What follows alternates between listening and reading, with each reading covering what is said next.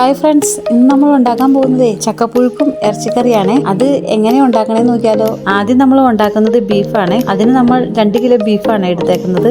ഇതിലേക്ക് കുറച്ച് ഉപ്പും 1 സബോള, കുറച്ച് ഇഞ്ചി ഇട്ട് കൊടുക്കുക, 3 പച്ചമുളക് അരിഞ്ഞിടുക, 1/4 ടീസ്പൂൺ മഞ്ഞൾപ്പൊടി ഇടുക, 1 സ്പൂൺ മുളക് പൊടി ഇടുക, 1 സ്പൂൺ മീറ്റ് മസാലപ്പൊടി ഇടുക, കുറച്ച് എണ്ണ ഒഴിച്ചു കൊടുക്കുക, കുറച്ച് കരിവേപ്പില ഇട്ട് കൊടുത്ത് നന്നായിട്ട് മിക്സ് ചെയ്യുക.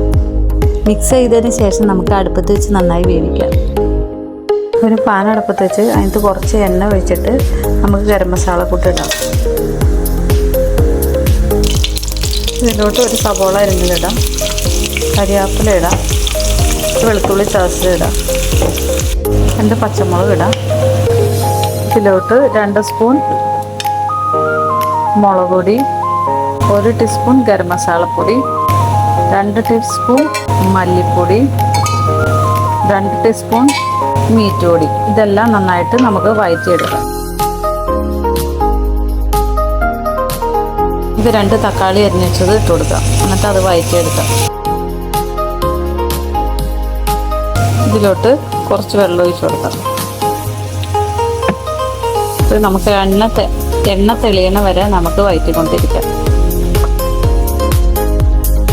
1/4 വേവാകുമ്പോൾ നമുക്ക് ഈ മസാലക്കൂട്ട് ഇറച്ചിയിലോട്ട് ഇടാം.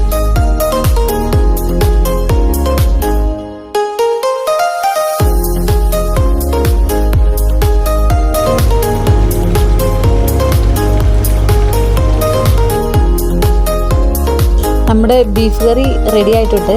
നമുക്ക് ഇനി ചക്കപ്പുഴുക്ക് ഉണ്ടാക്കിയാലോ. ഇത് ഉണക്കച്ചക്കയാണ്. തലേ ദിവസം നമ്മൾ വെള്ളത്തിലിട്ട് കുതിർത്തിയിട്ട് പിറ്റേ ദിവസം നമ്മൾ കഴുകി അരി എടുത്ത് വേവിക്കുവാണ്. ഇതിൽ കുറച്ച് തേങ്ങ ഇടാം, 5-6 വെളുത്തുള്ളി ഇടാം, 3-4 പച്ചമുളക് ഇടാം, കുറച്ച് കരിവേപ്പില, കുറച്ച് ജീരകം, കുറച്ച് കുരുമുളക് ഇട്ട് നമുക്ക് അരയ്ക്കാം. ഇതിലോട്ട് 1/4 ടീസ്പൂൺ മഞ്ഞൾപ്പൊടി കൂടി ഇടണേ. അരപ്പ് ഇതിലോട്ട് ഇട്ടിട്ട് കുറച്ച് ഉപ്പും കുറച്ച് വെള്ളവും ഒഴിച്ച് നമുക്ക് വേവിക്കാൻ വയ്ക്കാം. നന്നായിട്ട് ആവി കയറിയതിന് ശേഷം നമുക്ക് ചക്കപ്പുഴുക്ക് ഇളക്കി കൊടുക്കാം. അപ്പം നമ്മുടെ ചക്കപ്പുഴുക്ക് റെഡി ആയിട്ടുണ്ട്. നമുക്കിനി ബീഫിൻ്റെ ഒപ്പം ചക്കപ്പുഴുക്ക് കഴിക്കാം. ഇതേപോലെ ഉണ്ടാക്കി നോക്കിയിട്ട് അഭിപ്രായം പറയണേ. കൂടാതെ എൻ്റെ ചാനൽ സബ്സ്ക്രൈബ് ചെയ്യാനും